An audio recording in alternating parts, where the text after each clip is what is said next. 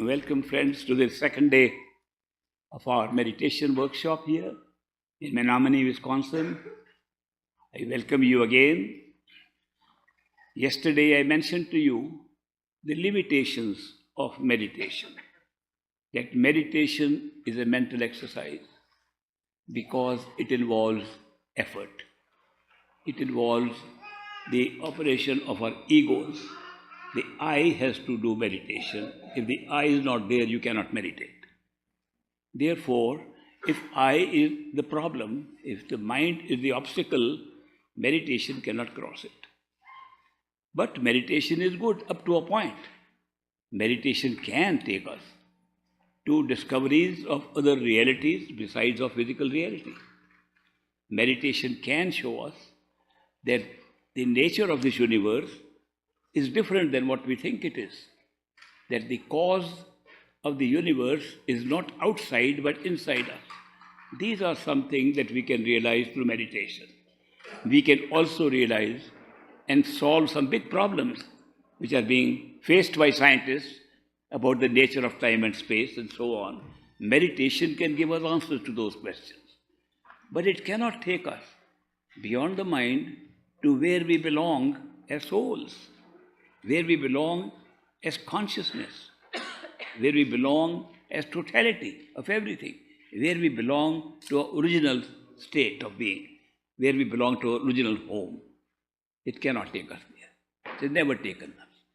Therefore, people who have been relying only on meditation, including several masters that I have met, several yogis, several swamis, they have regarded the universal mind, the top of the causal plane, as our true home. And they have realized that all the creation we can know of here arises from there. Therefore, from their point of view, that is where we belong. But that is not true because, as I mentioned yesterday, we have some functions going on in us which go beyond that.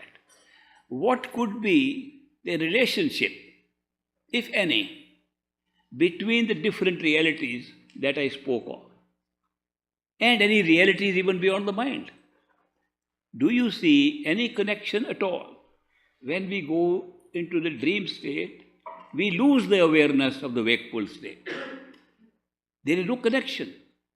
When we go into higher state of the astral consciousness, or what I made it simplified by calling it the imaginative consciousness, when we go to that level, we lose the awareness of the physical awareness. When we go to the mental awareness, total mental awareness, we lose the awareness of the other realities. What is the connection? You must have noticed one thing does connect all these. The self is the same. The self that we experience, which we experience right now, is the same self in the dream state, same self in the wakeful state, same self in the astral state, same self in the causal state. At least we have one clue that if we were to pursue the self, we can find a connecting link between the different realities and different states of consciousness. Is there any other way to connect the self through all these different levels of realities and consciousness? Yes, there is. And that's a very beautiful discovery that the self at every state has a radiance of its own, a musical radiance, a sound current, something that can be heard at the physical level, that can be experienced in the dream state, and can be heard in the astral state, and can be heard and seen at the causal state. That's a big connection. Self is being expressed in a different way and continues to be expressed like that. And I am going to share with you that the same connection of the self keeps on moving not only through these states but even beyond the mind. Because the musical radiance of the self is not confined to the mind at all. It's not a mental activity at all. And no ego is involved in that. No effort is involved in that. There's a sound in each one of us that it resounds. The only secret is to put attention on it. If our attention is somewhere else, that's the nature of attention. If our attention is continuously on the affairs of the world, the sound does not appear to be existing.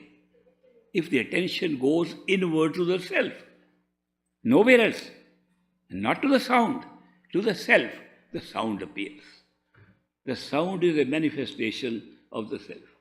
That's a very beautiful discovery, that there is something that emanates from the self other than the experience of the self, which can be caught by us, and that can be virtually a connecting link between all levels of awareness, and we can ride on it even beyond the mind. We call that connecting link as the very basis of our experiences, because the connecting link generates what we call ourself. It is an expression of the self and also the generator of the self. That is why it has been praised so much by mystics all around the world. In the Bible, John describes it as the Word. In the beginning was the Word. And the Word was with God, and the Word was God. I don't see any clearer definition of God than the one expressed by John. The Word was God. Now the Bible was composed 250 years after the passing away of Jesus Christ. But the ancient Vedas in India, composed by Ved Vyas, in the spiritual part of that Vedas, called the Rig Veda, it says the origin of the universe, the origin of experience itself, is from the Nad, the sound. In more recent times, it's been called the Shabd, the sound, the word. Shabd can mean sound and word at the same time in more than one language. Subut. It has been explained in so many times. In every religion, in the original text of those religions, you will find the mention of this amazing experience which connects us virtually to the creative power, to the Creator, the God Himself. So that is a very big thing. That is why, if we want to really connect ourselves to all levels of experience, even the one beyond our mind, we can discover where we find this sound, where we find this wonderful connection, connecting all levels of consciousness. And then we can discover that if we connect with that sound, we can discover our own reality even beyond the mind. This connection of the sound, why is it called sound? When we say word, what is word? Word is merely an English language word, which means just one of the words that we speak. How can a spoken word become God? How can a shabd become the creative power? How can a sound represent the reality more than what we are experiencing? It looks ridiculous on the face of it. That's simply a sound. We make sound all the time. We hear sound all the time. How can sound be a reality? The answer is very strange. The answer is, it is not sound. It is the whole creative power of all creation. We call it sound because at the physical human state where we are sitting now, it can be heard. That's all. It's not sound otherwise. It's a creative power that creates everything. At that level, you can never call it sound. It's more than God, more than creative power. It's everything. It's totality. Therefore, totality means nothing is outside of it. And yet, we call it sound because the same power is manifesting in every reality and coming to our human level, at this physical level, and we can hear it. It is audible. That's the only reason why we call it sound. When we describe that sound, we describe it in relation to other sounds. For example, I am speaking to you now. There is also sound. My voice, my language is all in a sound. We call it a sound that can be spoken and written. In the Indian original language, they were calling it Varanatmak Shabd. Varanatmak Shabd. That the Atma, the self, is being expressed in something that can be Varnan, can be explained by writing or by speaking. A good explanation. That's what I am using now. I am using Varanatmak Shabd, which can be written and spoken. We are given mantras to repeat just to control the flow of our mental thoughts, also Varanatmak Shabd. Every word we speak, no matter what language, is all Varanatmak Shabd. That can be spoken. It's still sound, but a sound at the level where it's become audible to us in the physical state. We as seekers of the ultimate truth have access to the sound which at this time is being expressed as Varanatmak Shabd. If we didn't hear about the truth, the way we are placed in this physical universe, even though we were seekers, if there is no one coming to tell us what it is, we'll be left blind and left without knowledge. Therefore, Varanatmak Shabd has a great importance. That is why we read books, we listen to people, and we discover where we have to seek our truth within ourselves. Truth is within ourselves. We listen to somebody outside because we don't listen to ourselves inside. Our attention, which is supposed to listen, whenever you are putting your attention on what I am saying now, we don't put attention inside to what the self is saying. Therefore, somebody else tells us from outside what to listen to inside.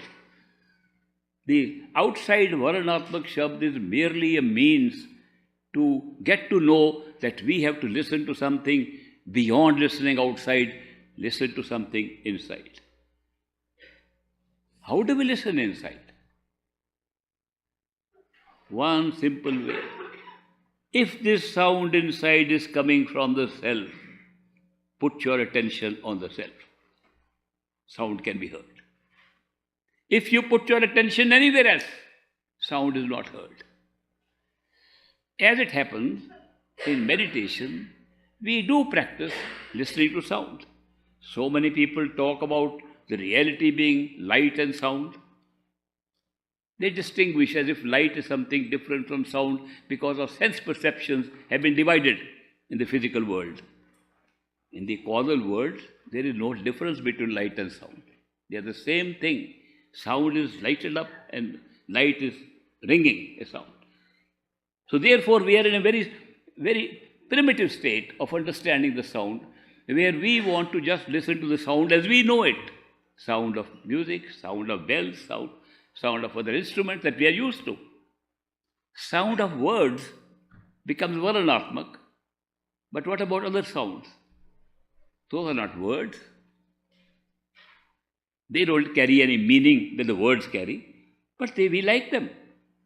Therefore, when we listen to the sound of the self within ourselves, we call it a different type of sound, a sound with a melody, sound with a dhun, what they call it. And the Varanatmak Shabd then converts itself into Dhunatmak Shabd. The difference is simple. One can be spoken and read, other can be heard and enjoyed. Which we do all the time outside, why not do it inside? As it happens, when we try to listen to the sound of the self, if we are able to capture the central part of ourself, as I explained yesterday, sitting behind the eyes, between the ears in the wakeful state, if we can put our attention there, sound comes very quickly. But there are other sounds in the body also. They are bodily sounds. They are sound of the nerves. When you put too much attention, every sound can be heard. You can hear other kinds of sounds also. So, if the practice of listening to the sound is important, it is also important to remember that there are many sounds that can be heard inside. And we have to distinguish between the sound of the self and the sound that is being created by other factors in the body. Sounds can be like thunder, drums. People hear many kinds of sounds. Sound of chirping of birds, chirping of crickets, sound of rain, sound of thunder. Many sounds can be heard just by putting attention to the self. The closer you are to the self in putting your attention, the more likely you are to hit upon the sound of the self. This path of discovering ourselves through the sound, through the shabd, has been called Surt Shabd Yoga. The kind of practice that great master Baba Sawan Singh taught me. I examined many paths, and I can tell you at age 92, going to be 93 in November, I have had some experience, initiation for more than 82 years, 83 years. I can tell you that there is no better method I could find to discover the self than the method of listening to the sound of the self. Therefore, I examine all methods of putting your attention on the self and see the sound of the self will be the easiest at this time. That is why Surt Shabd Yoga. Surt means attention. Shabd means sound. Yoga means union with your true self. So that is why this path of listening to the sound within is the key to go to the connecting link between things that are not of the mind, not of the ego, not of effort, but something that's just ringing inside, and you enjoy it. This kind of sound that comes here, the dhunatmak sound, is not words, but you can also hear words. At the astral level, your mind can think in words like it thinks here, and can also hear the sound. Both coexist. Even at the physical level, we can hear the sound, and we can also talk. We can use both types. So, dhunatmak shabd and the varanatmak shabd are available to us at these three levels, the levels of creation. But they change. What happens in this state? We are using varanatmak shabd. When we say, do your meditation as I recommended yesterday, start from the inside, not here. The main reason for my suggesting that was, people have been doing meditation, the physical body, with physical consciousness, physical head all the time in their mind, and made no progress. When you start from inside, you are starting with a progress already. Now, if you start with the progress inside, you are using varanatmak shabd inside also. But when the sound can be heard by putting attention on your own self at this center, what has been described as third eye center. Why was this expression used? It used to bother me. Why you call it third eye center? We know third eye, we have only two eyes. But then, when the explanation was given to me, why it's called third eye, I began to appreciate it. The reason why it's called third eye is because these two eyes cannot see what we are seeing outside. These two eyes see two different pictures. They are placed separately, so there is no way that the two eyes can see the same thing. This feature is being used when making 3D movies, where they put two pictures on the screen and give you glasses to wear which combine the screen, and it looks like 3D. We are creating 3D the same way with these two eyes. Where are we creating it? If two eyes are having two different pictures, the retina is carrying two different pictures, the optic nerve is receiving two different pictures, where are we combining them? Where do we feel we are seeing? If you examine, when you look at things and the three dimension is there, where do we combine the two? We combine behind the eyes at the very point which we call the third eye center. We are using the third eye center every day. Every day, by looking out with the two eyes, we are using a third eye center to combine the images, and that's what we are seeing. Therefore, third eye center only means that there is an eye where we combine. That's why it's called the third eye. We are using it all the time, even now. But it's a very good place because where it combines is exactly the seat of the self in the wakeful state in a physical body. So that is why it's very useful to know that where we are combining. Now, if when we close our eyes and we imagine something, we imagine we are seeing a picture in front of us. We imagine we are seeing a mountain. Pure imagination. Where do we see it? It's in front of us, a mountain. Where are we seeing that mountain? In imagination. Third eye center. Imagination works at third eye center. Vision works at third eye center. Our feeling, where are we operating from in the body? Third eye center. So that is why this center of consciousness in the wakeful state has been described as third eye center. The self in the wakeful state is operating from there. Therefore, if we can put our attention on that center, how do we put attention on something? That's another problem. Big problem. Very big problem. I want to put attention on a paper. I am carrying a paper to put attention on it. And I say, now the paper is on this side. I am looking this side. But I can put attention on it even without seeing it. I can move it. But the best attention is if I place it in front of me. If I place it in front of me, I am putting attention. What am I experiencing? I am experiencing myself, paper, and attention. Three things.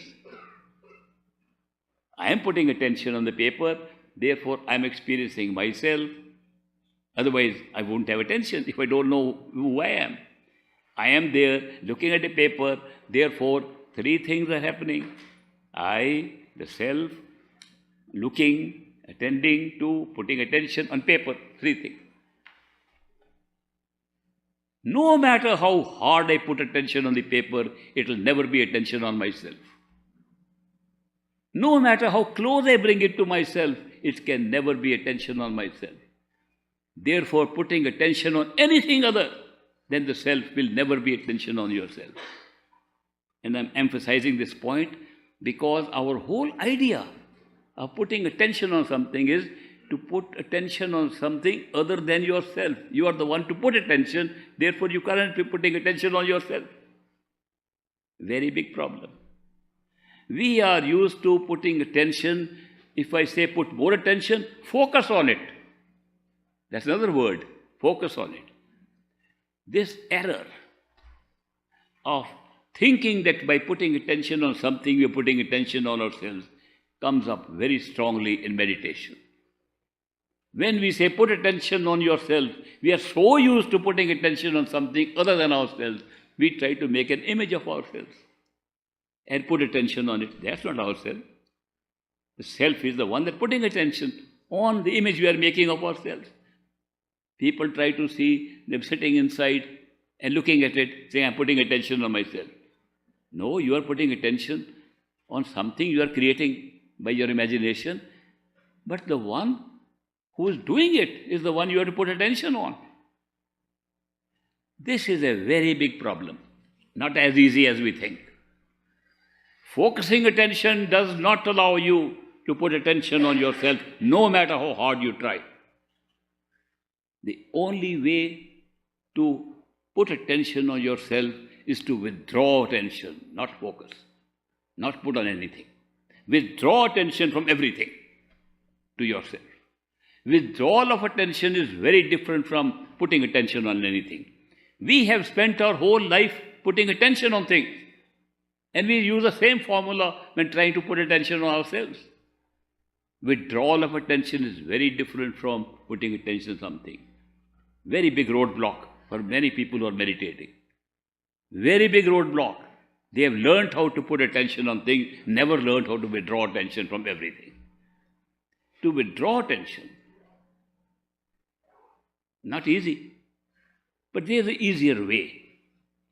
Easier way is that the self, which is trying to do this withdrawal, you can imagine where the self is. That's the easiest way to withdraw attention, to imagine, where am I? When you say, where am I in the head, you're automatically withdrawing attention to yourself. You're asking where you are. That is why the easiest way to withdraw attention is to imagine and locate where am I in the head. So when we try to figure out imaginatively where am I, the withdrawal process starts. Since we are not used to it, it takes time. Be patient. But that's necessary. If you want to put attention on the self and to want to hear the sound of the self, you have to be patient till you learn to reverse this method of focusing attention on things and now withdrawing attention to yourself. When you withdraw attention to yourself, you imagine where you are, that's exactly where you are. Because you are imagining your own self, where am I? Supposing you just imagine that you are in the head, but not separate. Not imagine I'm seeing myself. No, if you start seeing yourself, then you are away from yourself. When you are imagining, I am functioning there, like I made you do a little bit, I am standing up, I am sitting down. That imagination was of yourself, not of looking at anything. You were not looking at anything. You were getting up and sitting up and down. The activities you are doing behind the eyes of what you are doing yourself is a withdrawal of attention to yourself. Easiest way. But this switch is very necessary. The switch from focusing attention on something we are used to withdrawal of attention to yourself. When you withdraw attention to yourself, you will notice that the more you are putting attention on yourself, what you are doing inside, the closer you get to the sound of the self. And the sound of the self is different from the other sounds. The quality of its melody is so beautiful. It rings in a way, it resembles the sound of a bell. No wonder the churches all put belfries. No wonder bells are rung in temples. No wonder bells are used everywhere. They're symbolic. Symbolic that the sound of the self, when we start listening to it, will resemble the sound of a bell. But the bell has a little hard sound because it has to ring. Dong, then the gong starts. Again it has to hit. The sound of the bell inside has no hit like that. It's continuously a melody of the movement of the peal of the sound. That peal of the sound, when it comes, because our attention goes slowly inside, the mind is fighting. The mind is trying to draw attention to many other things outside, happening outside, and even inside. Is that the sound coming? Is that the right sound? Is it on the right ear? On the left ear? The sounds on the ears cannot be the sound of the self at all. It's not a physical sound. Physical sounds can be distinguished. People sometimes say, I'm hearing the sound of the bell when they've got just a simple case of tinnitus, just a medical problem of the ears. That is not the sound. It's too harsh. It's bothersome. And that's so pleasing. It's so wonderful. You enjoy it. That is why it takes some time, some practice to reverse this whole practice of focusing attention on things and then withdrawing attention to yourself, using the power of imagination that you are there doing this, and sound comes. When it comes and you listen to sound, it is truly, you can forget about any repetition of any word. You can forget all the Varanatmak shabd you ever used. The sound alone is enough. It captures you, and when you listen to it, automatically when we listen attentively, we are drawn to it. Listening attentively to that sound automatically brings you to yourself and awakens you to a better state of knowing what is around than we are sitting here knowing. As yet we are doing it in the physical body. But when you put attention on the sound, the inner self becomes more and more real, and your withdrawal of attention from the body is hastened.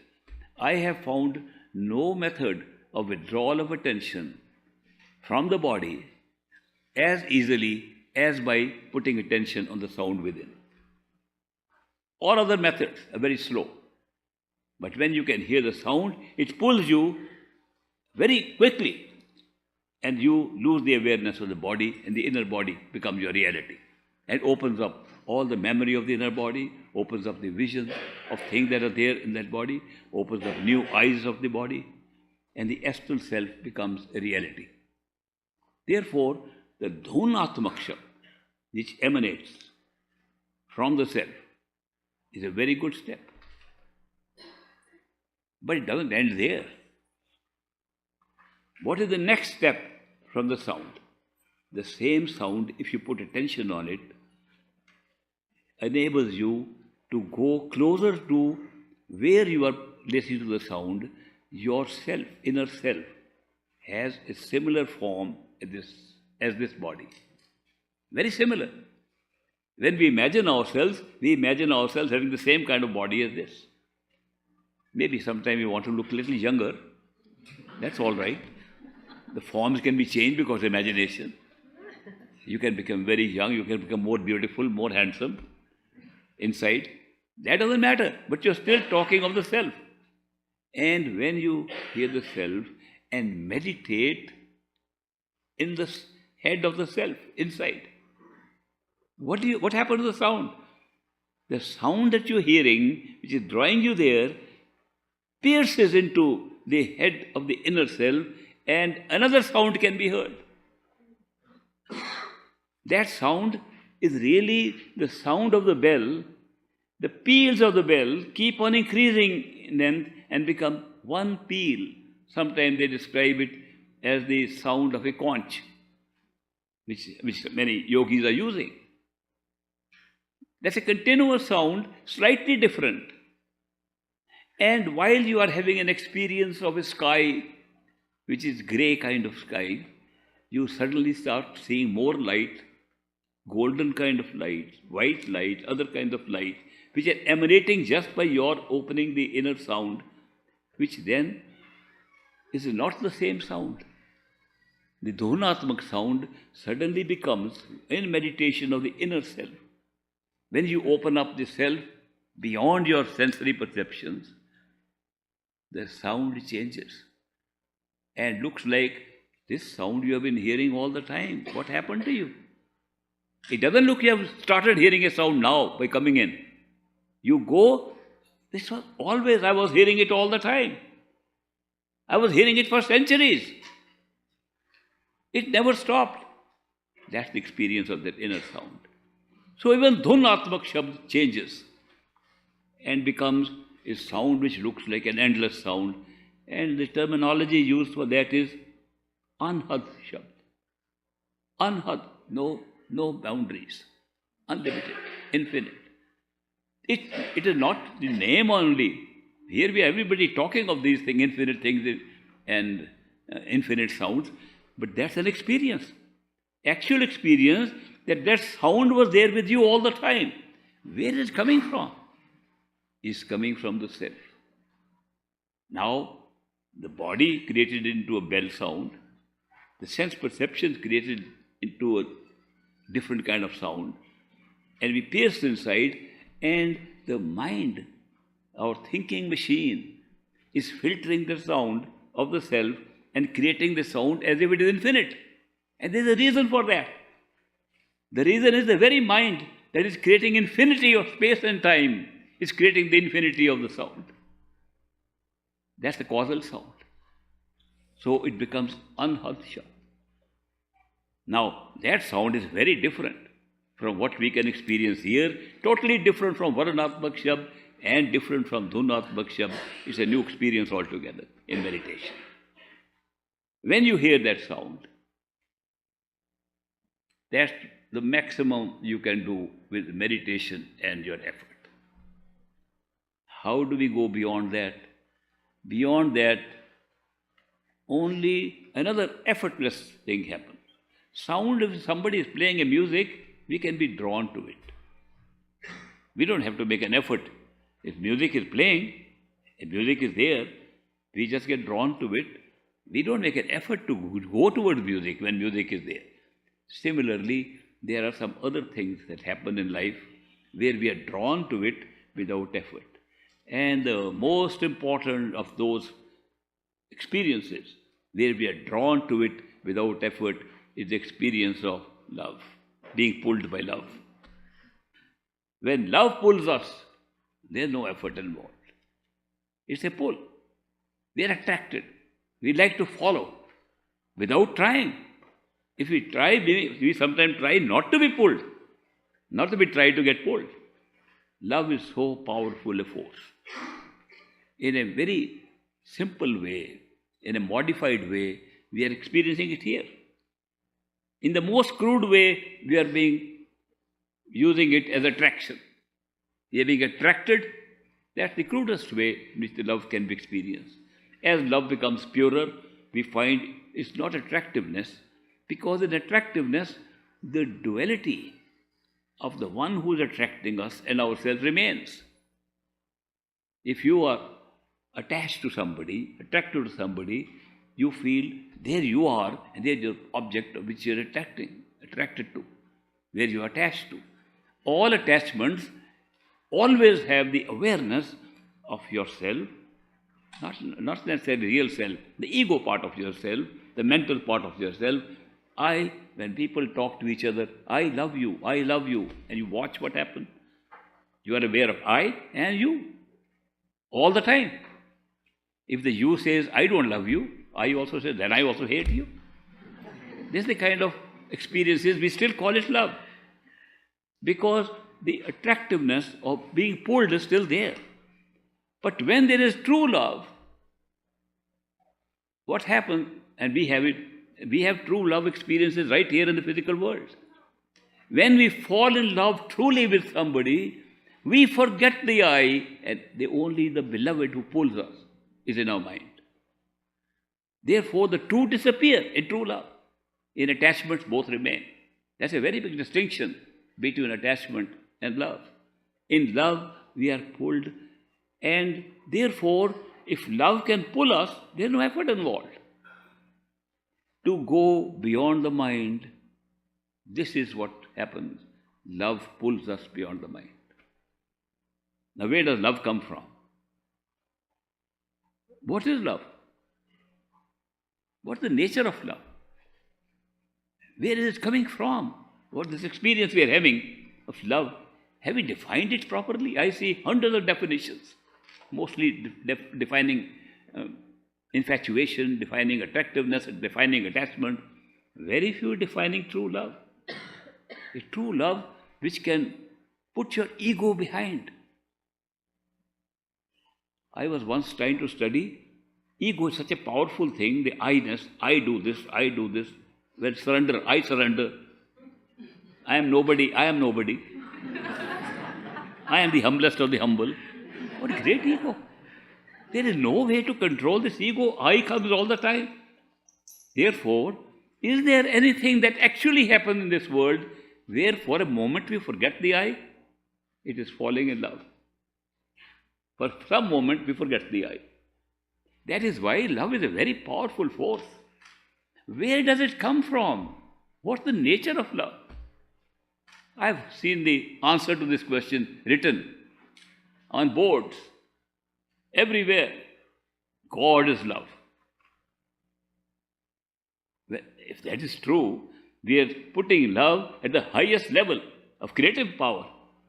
If the creative power is love, and we are talking of our ultimate journey to the creative power, obviously the love is coming from there. Whose love is it that is pulling us inside? There's nobody inside except ourselves. Our own love pulls us. The love of our total self, the love of the totality of our own self, the love of the ultimate of ourself, pulls us in the state in which we think we are the self. The love takes us beyond the mind, nothing else. But we have no idea. We are trying to find who we are. We are trying to find first outside who we are, then a little bit inside. We have no idea. All this trying to find is with the mind. Then how will love pull us? When we are seekers of the truth, seekers of the ultimate truth, seekers of our true self, seekers of God, seekers of the creative power, whatever name you give it. If we are seekers of that, we must have become seekers by some pre-arranged arrangement by which we could find what we are seeking. If we look at the history of our origin, in time and space, we are sitting now as human beings with a certain amount of life here. We might have had previous lives. When did we first come, leave our true home to get this experience? When we had total knowledge, total awareness, totality was there, and we were part of that, we were that itself. Then how could we come here and make no arrangement to be able to go back? And now we are finding out the method of going back was being pulled by love of the same totality that we were. We could not be that unintelligent not to make an arrangement. Yes, we made an arrangement. And we can only discover what arrangement we made when we go back and see, yes, this is what worked. When you go back, you'll find out what the arrangement was. The arrangement was when we are in these different levels of experiences and we are tired of these experiences, when we feel as the self, we have had enough of it, then we will discover ourselves. But we don't know how to discover ourselves. Therefore, our self will be represented by an outside experience, because we are only looking outside. And the outside experience will be the starting point for our inside experience. What is the outside experience that corresponds to what we arrange? That is the appearance in our life of another human being, because human beings can create and express that love. It happens to us all the time. But we mess it up without thinking too much. So therefore, a human being will appear in our life, prearranged by us. A human being will appear in our life who represents our own true self. It's our arrangement. A human being will appear in our life and give us the experience of true love. Not merely love. True love. Totally unconditional love. With no judgment whatsoever. With no expectations at all. A love that we have not experienced ordinarily. Such a person will appear in our life. And that person will be an ordinary person. Not extraordinary. Ordinary person, but with an extraordinary love. Ordinary person with extraordinary qualities, which normally we don't find. Such a person is actually what we today call a perfect living master. A perfect living master is a representation in our physical world of our own true self. When we call a human being as a perfect living master, we are really making a little mistake, because we are calling another person perfect living master. The perfect living master is our own true self.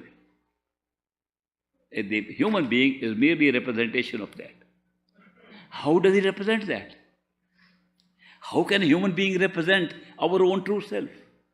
Because our own true self is one totality. It's not divided. And that human being who is appearing in our life is conscious, aware of that totality, which is our totality, and that totality, same thing. Therefore, a perfect living master is not somebody who has come to teach us anything. He's not a very learned person. He represents our own true self. Arrangement made by our own self to go back to our true home. And when he appears, what does he say? Does he say, come, I'll teach you something? He says, go inside. But we say, we love you. You are outside. He says, go inside and find me inside. I am also inside. We say, but we fall in love with you outside. Go inside, you'll fall more in love with me. And when we follow his instructions, he is more inside than he was outside. more available to us inside than outside. And we fall in love with him inside even more than outside. Then what does he do? He continuously takes us as a companion, as a friend, through these different levels of realities, never leaving us. A great friendship. And that friendship ends up in the totality where we discover what we thought was another human being and nobody but our own self. That's the beauty of this experience. Ultimately, it's love starting from here, love inside, love at the causal plane, love that pulls us beyond. Love is the secret of spirituality.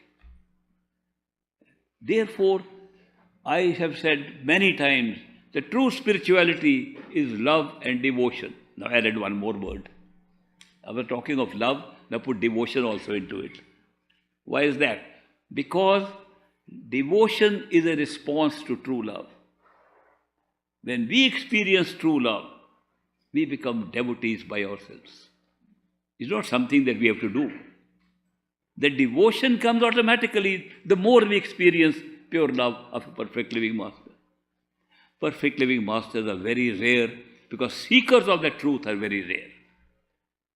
There are billions of people living here, trillions of people living in other levels of realities. Masters are very few because seekers who go beyond the mind, very few. What do most people go to masters for? Master, I have a problem of sickness in my house. Master, I have lost my money. Master, all wanting aid in physical reality and solving physical problems. Very few say, we want to go in and see what's going on. Those who want to go in only want to see where heaven's there, where there are good things inside. Still an experience of seeing things. I want to go and have a great flight in the causal plane. Nobody is saying, I want to find who I am.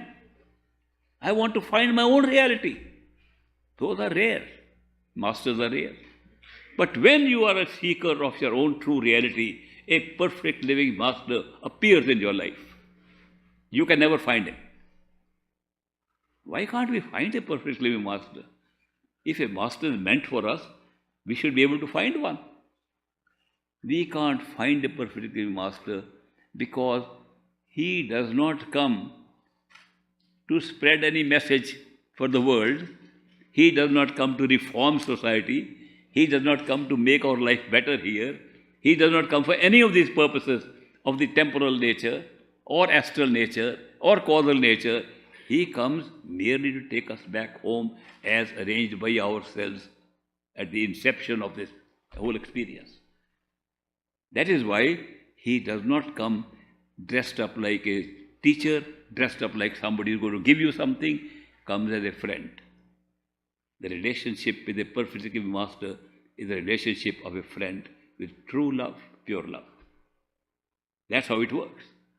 That is why these masters are rare, and we are also rare people who are seeking that ultimate. Many of us might have had many experiences of other realities in past lives. Many of us have had experiences in this life itself. We are not satisfied. Therefore, perfect living masters appear in our life when we are ready to go beyond what we have got. If we have got something, not satisfied, we go beyond. What happens in the meantime? Meantime, we can meet many masters. Our whole concept of reality, of God, of ourselves, is so different from what you experience at the end. It's so different. We are separating ourselves. When people worship God, I see many people worshipping God looking upward. Almost give the impression God lives in the skies or somewhere. God lives inside. All religions say that. Kingdom of God is within you. Everything is within you. Why are we looking up in the sky? Who are we praying to? Who are we worshipping? Our whole concept is, one day I will meet God. Do you know, if you go to totality, there's only one. There's no one to meet. your true self and the creative power is identical, because there cannot be two there. You cannot see God. You can be God. You can realize you are the same power at all times. And it's your manifestation that's created a worshipper and a separate one the mind creates as a God. The soul has never decided to create any God. Mind creates the God. Why is that? Because the mind is the only machine we are using to divide, to separate. Soul does not. We do not. Our self does not. Self combines. Self wants totality. Self wants union. Self wants to be together. Self wants to destroy separation. Mind wants to separate. Mind wants to analyze, not synthesize. It's exact two different functions. That is why we are using the mind to divide ourselves, using the mind even to divide God into different religions. I love my God, not yours. Everybody talking of different God. When I was studying economics, public administration, business at Harvard University, I decided on the side, because a big library, Widener library was there, I decided to study comparative religion. So I could see there must be a lot of common things in all religions. 11 religions I studied. And was fascinated by studying how their belief systems are, how their rituals are, how their ceremonies are, how they are supposed to be expressing their knowledge outside in the physical world. But they were all different. There was nothing common. Only common thing I found in those 11 religions was ours was the only real one, all others are fake. Every one of them said the same thing. What a division. It was obvious to me religion has gone way beyond, further down from spirituality. Spirituality says there is one. The founders of religion say there is one. And we practicing religion say there are many. Why, I found that I met a man, he said, I am preparing a Bible composed from 14 Bibles. I said, 14 Bibles? Oh yes, there are. Different versions of the Bible. Then I began to study history of the Bible. When I studied history of the Bible, it was eye-opening. That the Bible has been revised so many times. Ecumenical councils have come and said, throw away this gospel, put in this gospel. 700 years ago. And throughout history. And I discovered the first time it was written by the scribes. There were no printing presses or something, no telephone, no computers. The scribes would write differently. Then they had to get together. They had written different things. Then somebody else would come and tell them how to combine and say, this is the correct way. And when did it happen? More than 100 years after Jesus Christ had already passed. And today we are calling it the Word of God. Have we known that? Do we know in the United States of America, I pick up a Bible, 14th version approved by King James of England. He approved a separate Bible. And that we think is the Word of God today.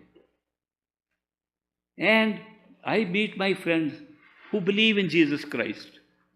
I said, well, let's go to church. No, that's not my church. That's Methodist. That's Baptist. What are we talking about? What have we done to the message of God? What have we done to spirituality? Religion was supposed to be helping us. All that now we talk of is the rituals, the ceremonies we have to do are separate, and there are the religion. That's the work of God. We've forgotten altogether that God is the same. He's inside all of us. And no matter how many names you give to it, it remains the same. And this is a big division. Who does the division? Not the soul, not the self, our mind. Why did this happen? Because the mind was designed to do this. The whole idea of creation was to create the many out of the one. That's why we are so many. So many sitting here. Can we believe we are all one? We try to say we are one. We are one, but that part I don't like. I hate that one, but otherwise we are one. This is our whole concept of the oneness. We have not experienced oneness because we have used the mind as a constructive thing for dividing, as a constructive machine to generate huge populations, generate differences, analyze, separate. When we use the mind today, we use it for analysis. You want to study something, the easiest way for the mind to study is break it into pieces and analyze what it is, not put it together. Putting it together is done by intuition, separation is done by the mind. These two functions are in us. Intuition, even today, looks at a picture, whole picture. The mind looks at separate pieces.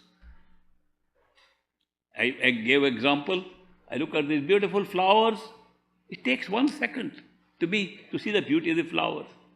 If I want to see from the mind, how is it beautiful? Oh, I start seeing each piece separately. That's how they function. The two function differently. The soul and mind function differently. That is why soul is expressing itself right here. How? Experience of love, experience of intuition, experience of appreciation of beauty, experience of bliss, experience of being somewhere where we are not. All those experiences the mind cannot create. Soul can, it is creating right here, right inside, right in the causal plane, right in spirituality. So that is why we have to understand the distinction between the mind and the soul. The mind is not the soul. The mind is not ourself. Mind is merely something that we are using for constructing a wonderful, vast experience. Enjoy the show. We created it for enjoying it. Why did we come here? If we were so happy in our true home, some people ask this question. If we were so happy there, why are we here today? We were very happy. We wanted to appreciate the happiness more by a very wonderful system called experience of unhappiness. It's a wonderful way. Because we realized consciousness operates in a way where we get an experience more clearly if there's an opposite of that. Supposing there is no opposite, the experience disappears. It's very strange. If you look at this, supposing there was no darkness, for example. Let's say there was always light in this world. A set amount of light, you didn't need any of these bulbs or anything, or any other electric power. There was light all the time here. We would never see that light. You won't even know it exists. Because there is darkness, now we know what is light. Everything you see, people who have never seen poverty have never been able to appreciate their riches. I see them all the time. People who haven't seen pain do not value the pleasure as much.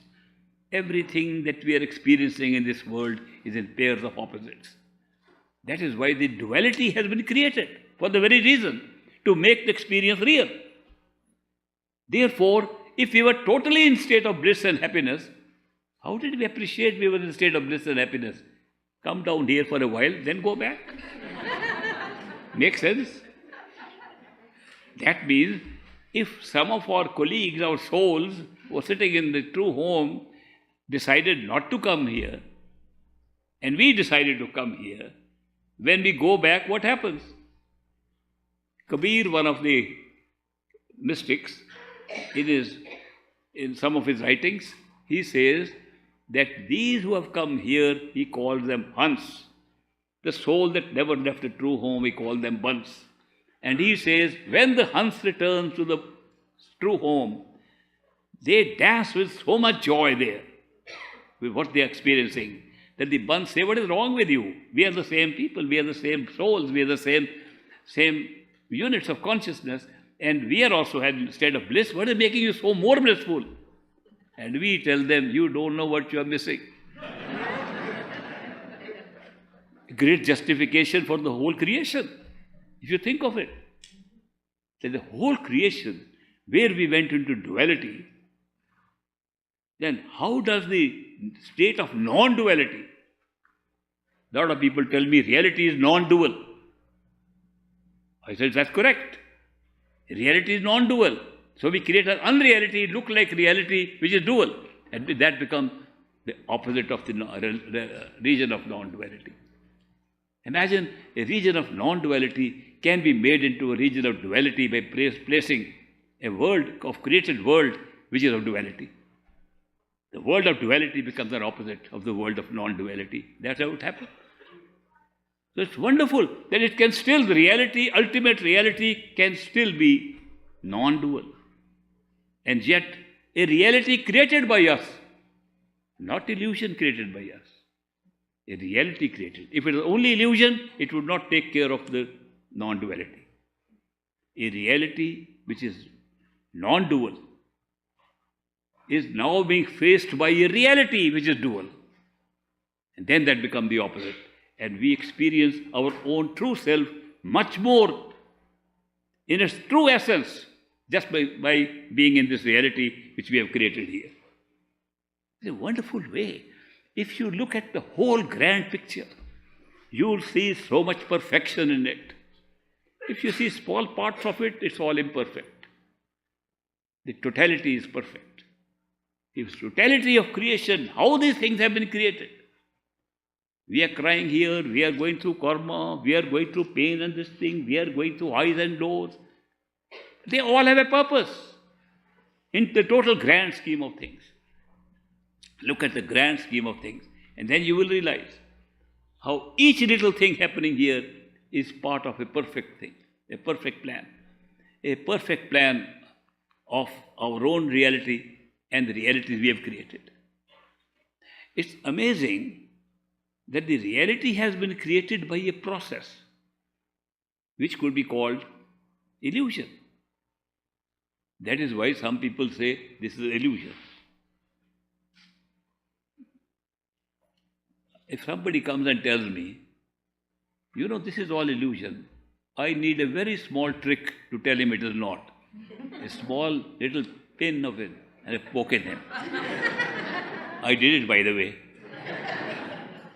Once a man came to the Dera in Bias, and after listening to great master's discourse, he was sitting on a little platform, there was some platform there, and giving his own discourse. I have reached the highest level, and his ego was so obvious the way he was talking. I have done this, I have done this. Perfectly, the masters have never said this, that what they have done. They are so humble. They give credit to their masters for everything. Master is doing it, master is doing it. They never take any credit. And here this man was making this. So I was very young, but maybe a little naughty at that time. Maybe still am. I had a safety pin attached to my handkerchief for use because sometime one needed it and I said I'll keep it one. So I pulled out my safety pin.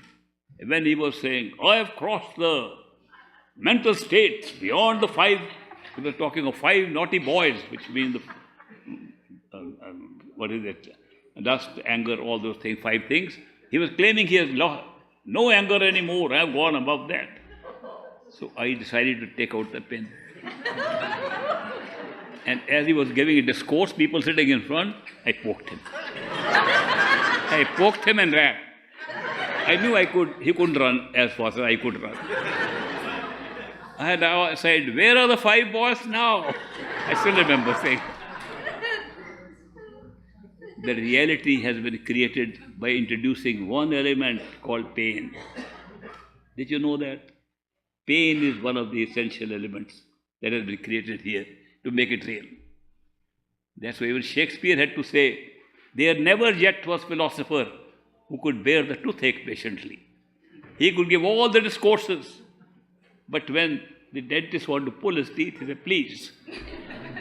That is why pain and pleasure, opposites, have been created, so that we can experience something in duality and then get out of duality and experience the beauty, the bliss, the wonderful experience of our own true self or true home. Some people are saying to me, what happens if we go to our true home And then we decide to come back again. I said, would you mind if you come back again? Seeing the experience here, we wouldn't mind. I said, imagine this. Supposing you have a bad dream at night, a bad dream, scary dream, and you are crying in the dream. I'll never like to come here again. And then you wake up and you say, thank God it was a dream. Will you stop sleeping the next day? Or will you still sleep? We sleep every night. Even after a scary dream, we still sleep. Because we know that's not real. We know the level of wakefulness is different from the level of a dream. It was just a dream. When we are in a true home, we realize that all these experiences of realities which look so real to us were actually no more than a dream. This is merely the whole creation is a set of dream within dream within dream. Somebody sent me a copy of a movie called Inception. Some of you might have seen it. Inception, in that they show that you can create a dream world and the time frame is different in a dream world. What impressed me was how accurate, near accurate was their description of the expansion of time in a dream as compared to the wakeful state. In that movie, they say that for 10 minutes sleep, you could experience several hours in the dream life. You could have a lot of events happening and the actual sleep time will 10 minutes. Then if you sleep within a sleep, you could have a whole lifetime of 50 years, whereas in the wakeful state is 10 minutes, first dream is few hours, second dream can be. They went up to third dream. And I realized right now we are in the sixth dream. So we have endless time, infinite time here. When we wake up, the time was much less what was happening here in extended time. When we go to the top, there was zero time. Zero time has expanded to all the nature of time here. So from that point of view, I like the movie, but also in the movie, they show there's a method of waking up. They carry a little thing in their hand. It looks like something that hurts when you press it. If you get hurt in a dream, you wake up. You might have noticed in dream when there's going to be a very terrible thing going to happen to you, that's the time when you wake up. You're just about to fall and hurt yourself, you wake up. And therefore, there is something in that movie where when you can hurt yourself, you have the ability to wake up. And I said, that's so similar to us here. Only when we are hurt, when we are not happy with this universe, we become seekers. When we are happy, we don't seek anything. We just seek more of the world, which is giving us happiness.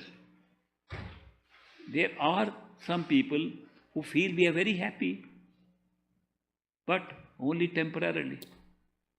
One man came to me, he said, you are telling us to go to some higher states of reality. I am very happy with this reality.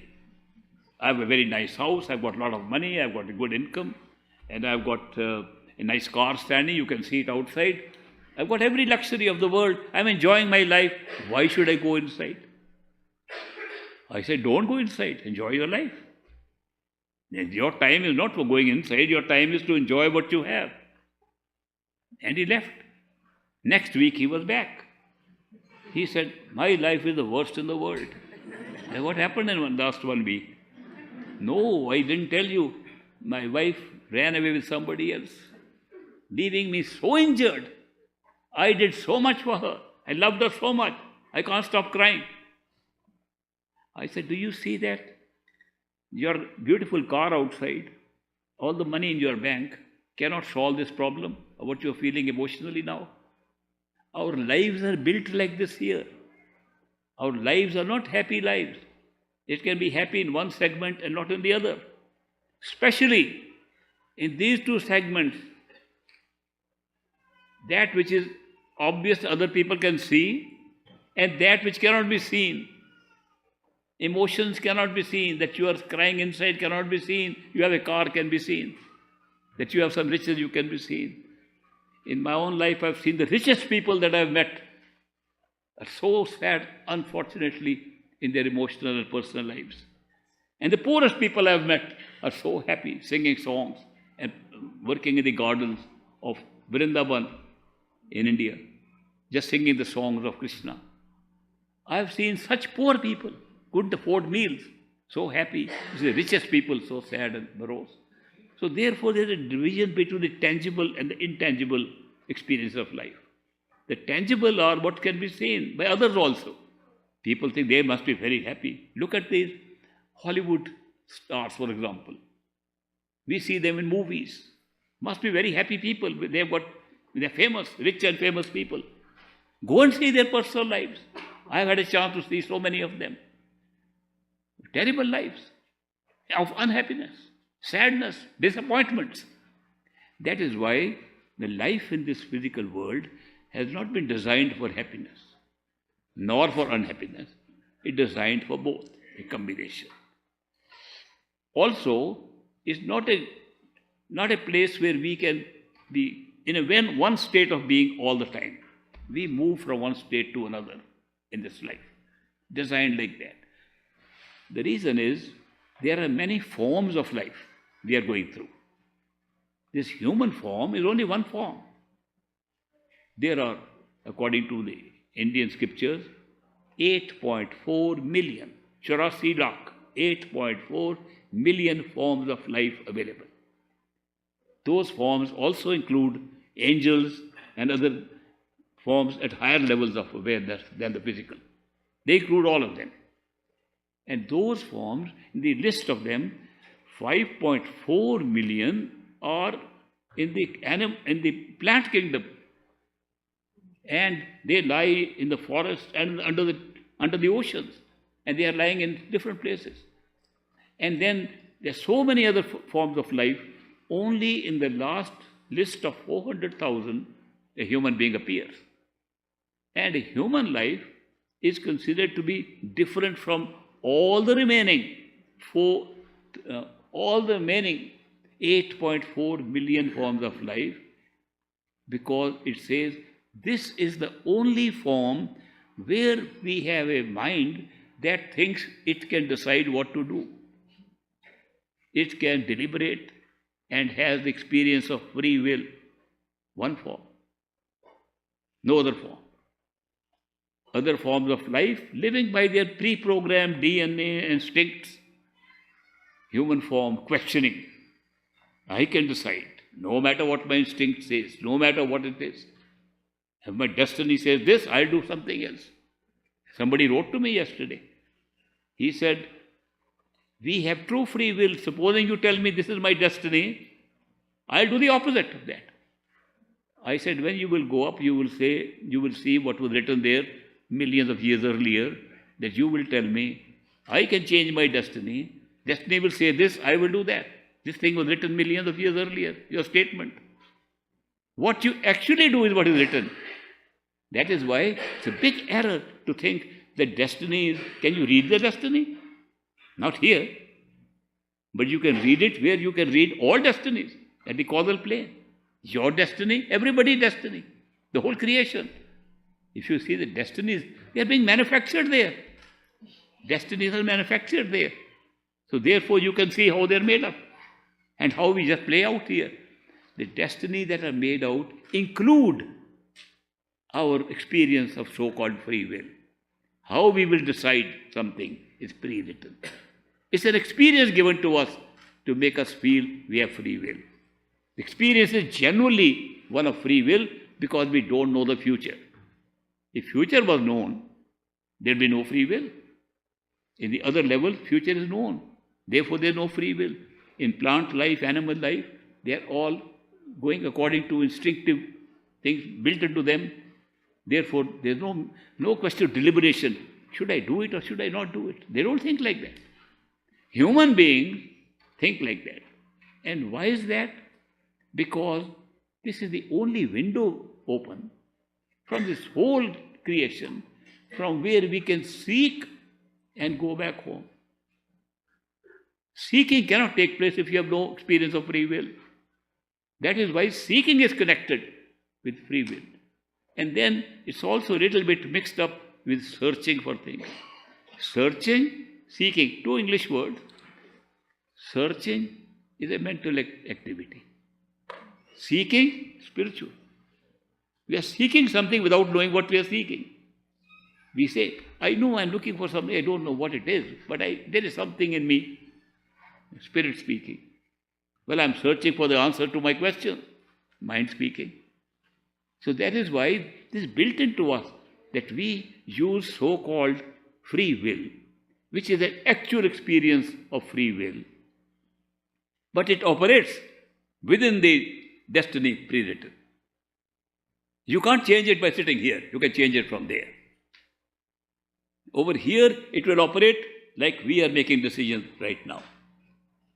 No way to know whether this change of decision that we are making was pre-written or not. Go there, it was pre-written. So that is why, but why has this illusion of free will been given to us? So that we can seek and find the truth. It's one of the ways set up by us so that we can discover the truth. When we seek, a perfect living master appears. Supposing we seek less, a master appears, but not a perfect living master.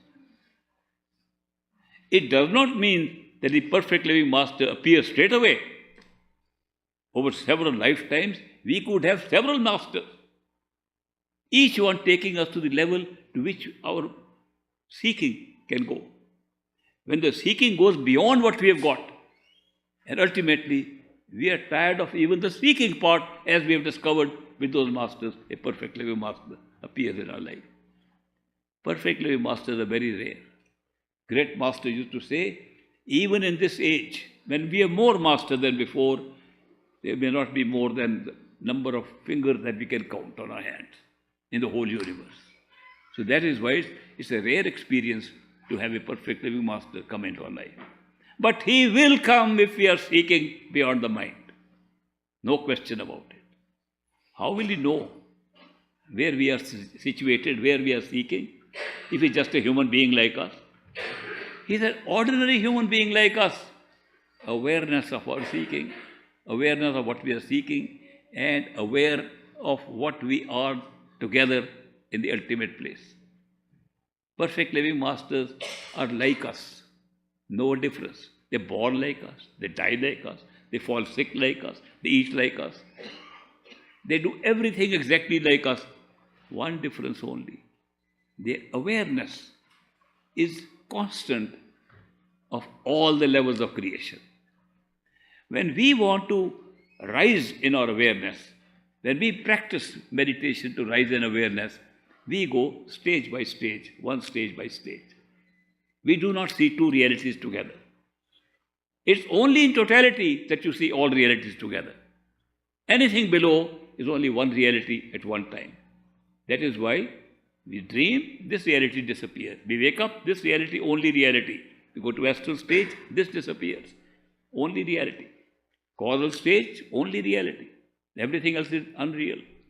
We go to the beyond, in the spiritual region. The soul is the only reality. But there are many souls, not one. We go to totality of consciousness beyond the spiritual regions. The spiritual region has been called Par Brahm. The Brahm being the limit of the mind. It is beyond the limit of the mind. The Par Brahm has soul. Soul originates from there. You become immortal. You discover your immortality. Time and space disappear when you are at that stage. But that's not the end of the journey for a perfect living master. End of the journey is where there is only one soul.